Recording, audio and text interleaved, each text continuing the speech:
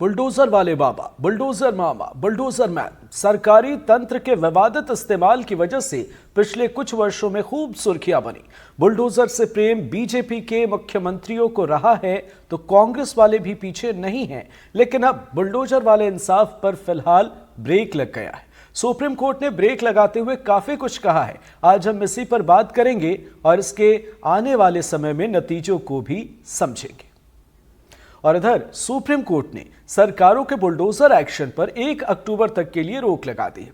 Supreme court के इस फैसले को लेकर क्या सोचते हैं जबलपुर के वकील, ये जाना हमारे संवाददाता ने। आइए आपको दिखाते हैं। आज हम जबलपुर उच्च न्यायालय के एडवोकेट से बात करेंगे कि आखिर वो क्या सोचते हैं। जज साहब, ये बताइए कि क्या सोचते हैं 15 दिनों तक बुलडोजर पर रोक लगा दी गई, क्या हो? हमारी न्याय व्यवस्था ऐसी है कि until hearing the other party, no order should take place.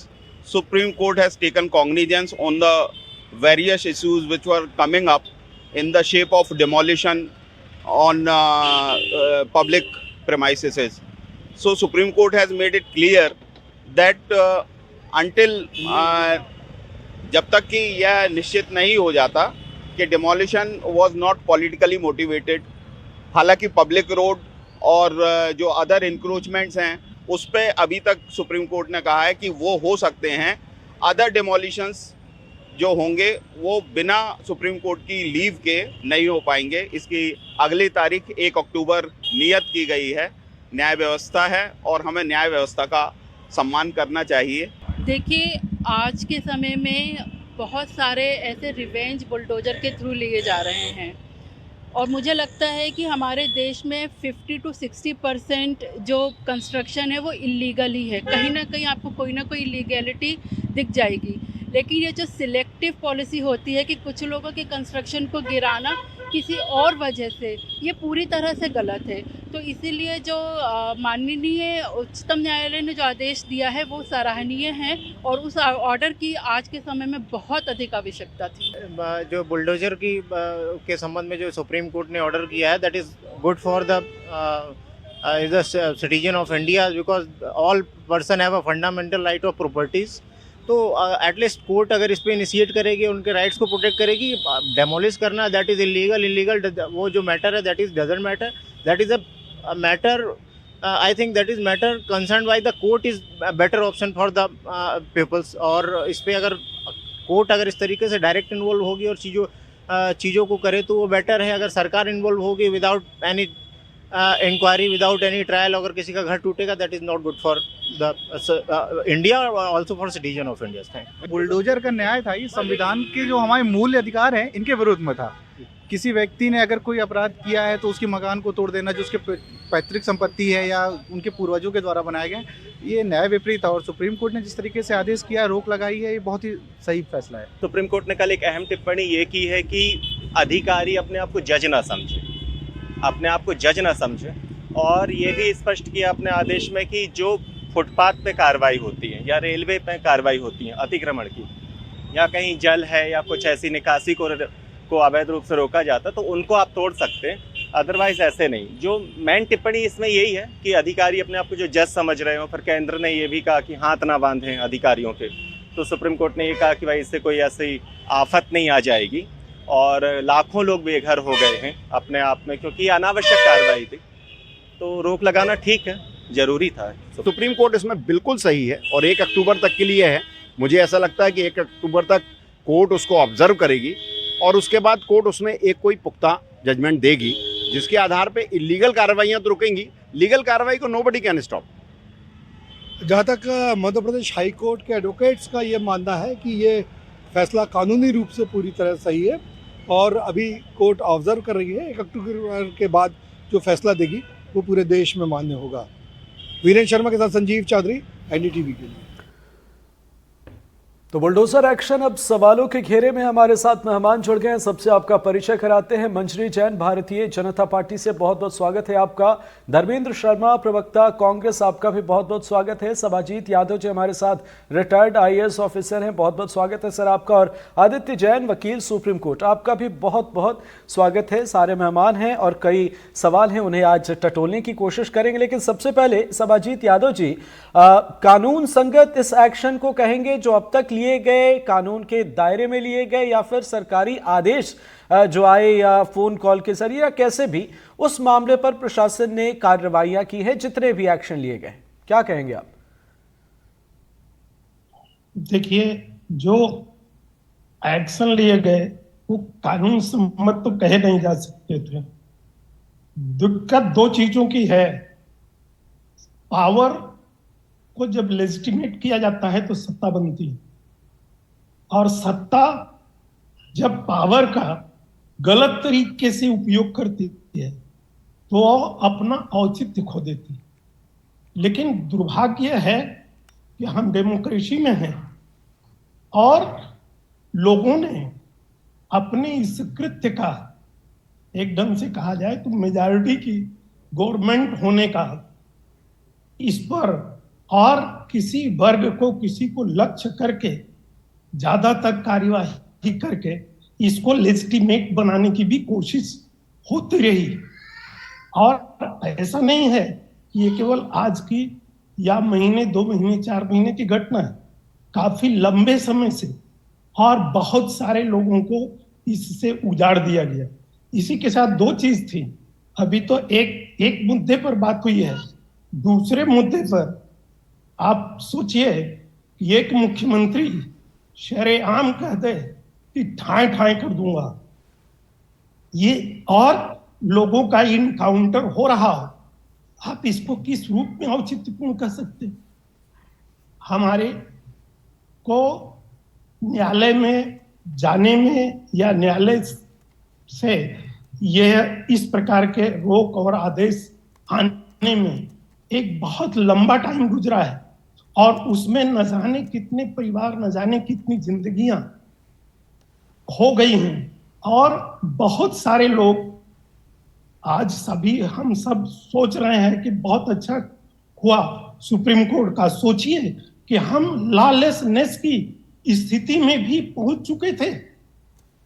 दुनिया में रूल ऑफ लॉ है, मैक्सिमम सरकारें डेमोक्रेटिक सरकारें हैं दुनिया की, और हर आदमी, दुनिया का आदमी भी ये देख रहा होगा कि हम सत्ता में बैठ करके किस तरीके की कार्य करते हैं, हम संविधान की शपथ लेकर के किस तरीके का कार्य करते हैं।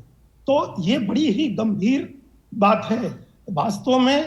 तो ऐसी सरकारें मतलब रहने का अपना कोई औचित्य ही नहीं, जहां सरकार का चीफ इस बात को, इसको करने में गर्व महसूस किया हो, और पूरी जनता के सामने, मीडिया के सामने, वो इससे बड़ा दुर्भाग्यपूर्ण स्थिति क्या हो सकती है? जी ठीक है सर, बहुत बहुत शुक्रिया सर। आपके पास आ रहे हैं थोड़ी देर में, लेकिन उससे पहले एक सवाल ले लें। मंजरी जी, आपने सुना होगा सबाजीत यादव जी ने क्या कुछ चीजें कही हैं, ऐसा क्यों है, क्या कहेंगी आप?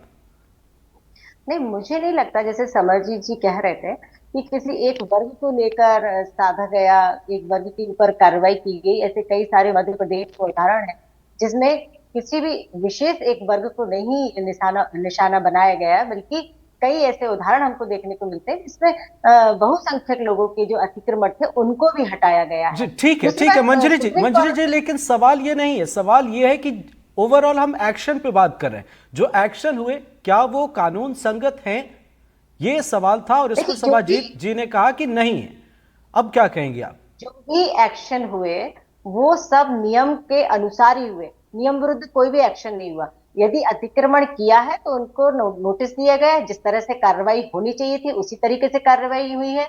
और सुप्रीम कोर्ट ने भी यही कहा है कि हम किसी भी जो अवैध निर्माण है, अतिक्रमण है, हम उनके बीच में नहीं आ रहे हैं।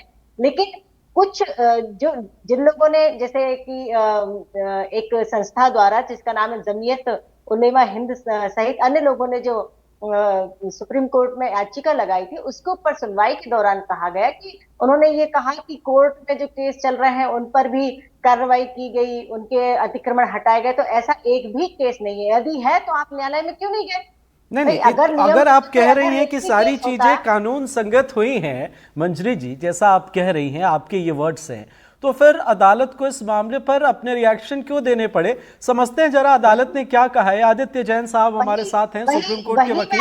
मंजरी जी एक बार रिएक्शन ले लेते हैं प्लीज। आपने तो कह दिया कि सारी चीजें कानून संगत ही हुई हैं, एक बार सुन लेते हैं आदित्य जैन साहब जी। अगर सब चीजें कानूनी तरीके से होती ही तो न्यायालय को ऐसे आदेश पारित नहीं करने पड़ते। और सबसे पहली बात, जो पक्षकार थे उनको न्यायालय का दरवाजा नहीं खटखटाना पड़ता। अब अगर इस मामले पे हम गौर फरमाएं तो मामले की शुरुआत होती है 2022 से, जब दिल्ली के जहांगीरपुरी में कई डिमोलिशंस होते हैं। तब कोई संस्था न्यायालय का दरवाजा खटखटाती है, न्यायालय सरकार को तलब करता है, सरकार से जवाब मांगता है। मामला तेजी तब पकड़ता है जब ऐसे ही डिमोलिशंस उत्तर प्रदेश, मध्य प्रदेश और राजस्थान में होते हैं। सरकार, कोर्ट इन सारी सरकारों को पक्षकार बनाता है, सबसे एफिडेविट, शपथ पत्र मांगता है न्यायालय में कि आप बताएं कि कहाँ कहाँ ऐसे डिमोलिशन हुए और क्यों हुए, और अगर हुए तो गैर कानूनी तरीके से क्यों हुए। और इन सरकारों के चीफ सेक्रेटरी, मुख्य सचिव कोर्ट के समक्ष शपथ पत्र पेश करते हैं डिटेल में, जिनमें डिटेल देते हैं वो कि इन प्रॉपर्टी पे हमने डिमोलिशंस करे। और सरकार कोर्ट को, जो आप कल देखेंगे आदेश पारित करना पड़ा, वो इसलिए पारित करना पड़ा क्योंकि कोर्ट ने ये देखा कि इलीगल डिमोलिशंस कोर्ट के आदेश के बावजूद हो रहे हैं।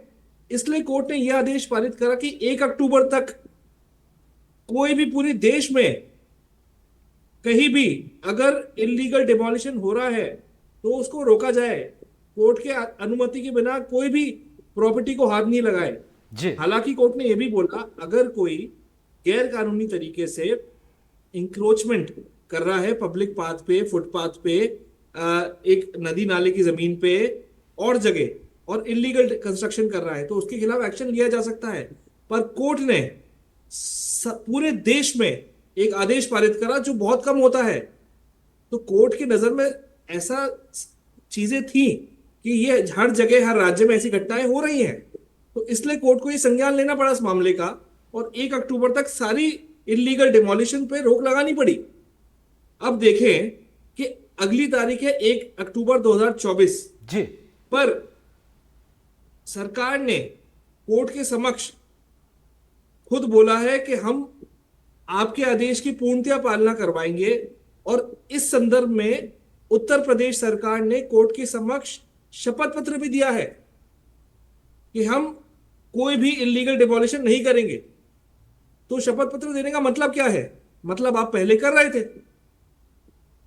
निश्चित तौर पर जज साहब को, जस्टिस विश्वनाथन को यह तक बोलना पड़ा कि कोई अगर पुत्र कोई अपराध करके आता है और उसके घर में उसके माता पिता रहते हैं, तो ये कहाँ क्या न्याय है कि उसका घर तोड़ा जाए?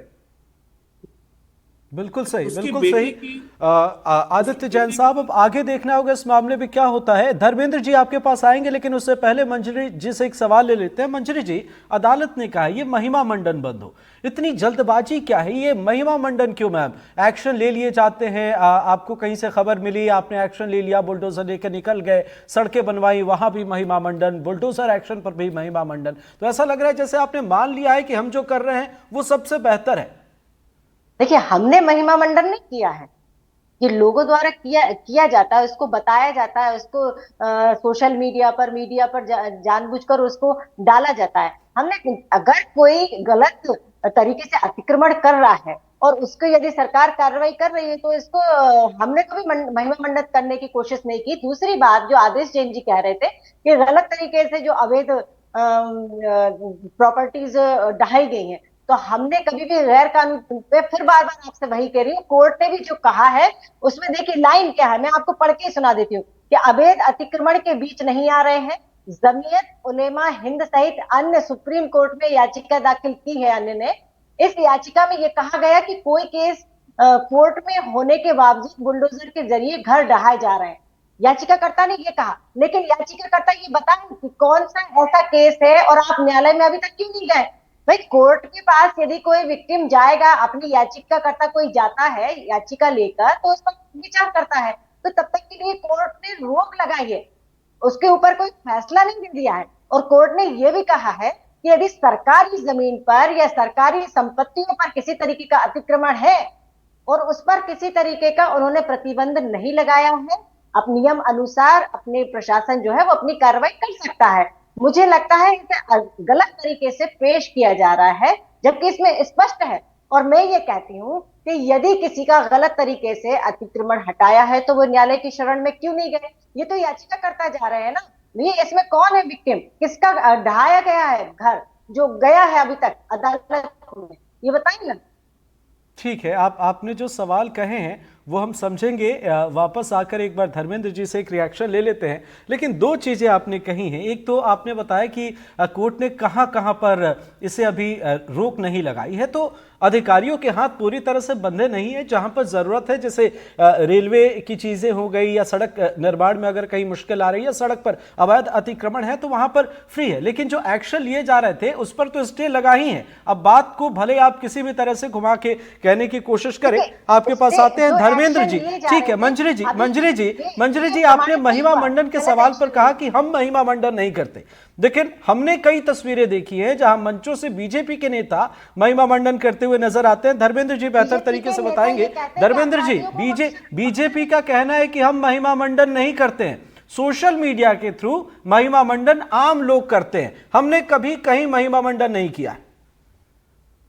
अमृत जी देखिए, भारतीय जनता पार्टी की प्रवक्ता आप जैसे प्रतिष्ठित चैनल पर बैठकर सरासर झूठ बोलने का काम कर। आप बताइए, आज सुप्रीम कोर्ट ने ये जो तमाचा इनके मुंह पर मारा है कि किस प्रकार से इन्होंने भारत के संविधान को और भारत के कानून को ठगने का काम किया, लोकतंत्र को खत्म करने का काम किया। अरे अगर किसी ने अपराध किया है तो उस अपराधी को सजा देने का काम कौन करेगा? न्यायालय करेगा। ये न्यायालय का काम है। न्यायालय उसका विवेचना के आधार पर उसको दंड देगा। लेकिन आप क्या कर रहे हैं, किसी ने अगर कोई क्राइम किया, आपने उसके पूरे परिवार को दंड दे दिया, उसका घर गिरा दिया। उसका घर गिराने से अकेले को दंड नहीं मिला, उसका पूरा परिवार उस समय पीड़ित होता है। ऐसे कई सारे परिवारों की आप लोगों ने देश में, प्रदेश में, कई राज्यों में हाय लिए और आने वाले समय में आपको इसका खामियाजा भुगतना पड़ेगा। मैं आज मानता हूं कि भारत के लोकतंत्र की, भारत की न्यायपालिका की एक बड़ी जीत है। सुप्रीम कोर्ट ने आज जो फैसला दिया है ये सर्वथा उचित दिया है। जिस प्रकार से ये लोग लगातार, आपने देखा होगा कुछ दिनों पहले अभी कांग्रेस के पदाधिकारी, मंजरी जी आ रहे हैं, धर्मेंद्र जी को सुनने के बाद आएंगे आप। सुन लीजिए, आपने जिस प्रकार से भी कांग्रेस के एक जो हमारे पूर्व पदाधिकारी थे उनके घर को किस प्रकार से ढहाया, वो किसी जुलूस में शामिल थे, लेकिन आपने उनको कोई नोटिस नहीं दिया। आपने सीधे जाकर उनका घर गिरा दिया और घर के साथ साथ उनके आसपास जो 4-5 गाड़ी खड़ी हुई थी उन गाड़ियों को भी ढा दिया। उन गाड़ियों ने कौन सा अतिक्रमण किया था? लेकिन ये आपकी न्याय व्यवस्था नहीं है। आप न्याय व्यवस्था के ऊपर एक कुठाराघात कर रहे थे, जिसको आज सुप्रीम कोर्ट ने रोका है। आप लोगों ने किस प्रकार से भारत की न्यायपालिका को साथ साथ भारत का जो संविधान है उसको भी ठगने का काम किया। आप लगातार संवैधानिक जो हम लोगों को अधिकार मिले हैं, भारत के नागरिकों को, आपको भी, हमको भी, सबको, उन अधिकारों का हनन किया। आपने लोकतंत्र में जो लोगों के पास अधिकार होते हैं उनको छीनने का काम किया। आपने देखा कि आपकी पार्टी का अगर कोई विरोधी है उसका मकान गिरा दिया। अगर किसी के घर में किसी बच्चे ने कोई गलत काम किया है या कोई जो भी अनुचित कार्य किया है उसके लिए उसको दंड देने का काम न्यायालय करेगा। लेकिन आपने क्या किया कि आपने अपने पार्टी के हित के लिए और उसका महिमा मंडन करने के लिए, राजनीतिक फायदा लेने के लिए उसके पूरे के पूरे परिवार को प्रताड़ित करने का काम किया। ऐसे कई सारे पीड़ित परिवार मध्य प्रदेश में भी है और देश के कई राज्यों में, उनके ऊपर आपने लगातार ऐसे कुठाराघात किए। और आज भारतीय जनता पार्टी को पूरे देश से कोर्ट के माध्यम से माफी मांगनी चाहिए कि बुलडोजर राज जो इन्होंने स्थापित किए ठीक है, कई ठीक है, राज्यों में, ठीक है, ठीक है, धर्मेंद्र जी, धर्मेंद्र जी, ठीक है, वक्त कम है। एक शॉर्ट आंसर चाहेंगे सभाजीत यादव जी से। आपने सर कहा कि एक्शन को लेकर आपने कहा कि नहीं, ये कानून संगत नहीं लिए गए, तो क्या इसके पीछे आप वजह मानते हैं? क्या अधिकारी दबाव में होते हैं, किसी तरीके का दबाव बनाया जाता है? प्लीज सर शॉर्ट में। देखिए, महाजनों गतात्मपंथा अधिकारी कोई स्पेशल कहीं से नहीं आए हुए हैं। जब हमारा सत्ता, ये बात बेसिकली तो शुरू हुई उत्तर प्रदेश से, और उत्तर प्रदेश के माननीय मुख्यमंत्री जी मतलब सार्वजनिक रूप से भी, मीडिया के सामने भी और हर स्तर पर बोला दोनों चीजों। मैंने तो अभी एक की बात आप चर्चा में कर रहे हो, लोगों के इनकाउंटर भी फर्जी इनकाउंटर, और उसकी घोषणा जहां पहले कर दी जा रही हो कि ठाए ठाए हो जाएंगे, ठाए ठाए कर दूंगा और मकान गिरा दूंगा, ये सारी पहले होती चली जा रही है। मतलब कार्यवाही और शुरू, अपराध तो बाद की चीज है, ये पहले बोल दिया जाता है। तो अपराधी कौन अधिकारी आकर के सामने क्या करेगा? अधिकारी के लिए वहां एक और बड़ी अच्छी चीज मीडिया में बहुत सबके सामने बात आई थी, समय के साथ चीजें आएंगी और अपना स्थान प्राप्त करेंगी। वहां इनकाउंटर के लिए भी मतलब राशि तय हो रही थी जनप्रतिनिधि और अधिकारी के मध्य। वो कह रहा था कि एक इनकाउंटर के लिए इतना पैसा आपको मुझे भी देना पड़ेगा। ये हम किस स्थिति में है? दुर्भाग्यपूर्ण स्थिति में। वहां पर किसी अधिकारी को ये कहने की हिम्मत हो सकेगी कि मैं एक बेबुनियाद इल्जाम लगाना कोई मतलब नहीं है। ठीक है मंजरी जी, अब आप अपनी बातें रखें, लेकिन जो हमने सुना सभाजीत यादव जी जिस तरीके से बता रहे हैं, या जो अब तक तस्वीरें सामने आई हैं, उनकी बातों को नजरअंदाज नहीं कर सकते। मंजरी जी, देखिए, भारतीय जनता पार्टी ने कहीं भी सरकार हो हमेशा ये कहा है कि अपराधियों को फन कुचलने का काम भारतीय जनता पार्टी की सरकार करेगी। लेकिन कहीं भी इस तरीके का जो समरवाल जी कह रहे हैं कि हम इस तरीके से, कोई उनके पास ऑडियो आ गया कि वो पैसे तय किए जा रहे हैं, तो बेबुनियाद निराधार इस तरीके के इल्जाम लगाना ये अच्छी शोभा नहीं देती। आप चैनल पर बैठकर इस तरीके की बात कर रहे हैं। हाँ, ये जरूर है कि हमेशा ये कहा गया है और ये हमारे संकल्प पत्र में भी है कि अपराधियों को मध्य प्रदेश की धरती पर, देश की धरती पर नहीं पनपने दिया जाएगा, चाहे वो आतंकवाद हो, चाहे वो नक्सलवाद हो, तो उसको न्यायालय दंड देगा। तो ठीक है ना मंजरी जी, हम इसी मुद्दे पर तो बात कर रहे हैं कि ये काम बीजेपी का तो नहीं है ना, इसके लिए सिस्टम बने हैं ना। सभाजीत यादव जी, पहले आप अपना संतुलन मत खोइए, आप संतुलन मत खोइए। संतुलन सत्ता जिसके हाथ में होती है ना, उसे संतुलन नहीं खोना चाहिए।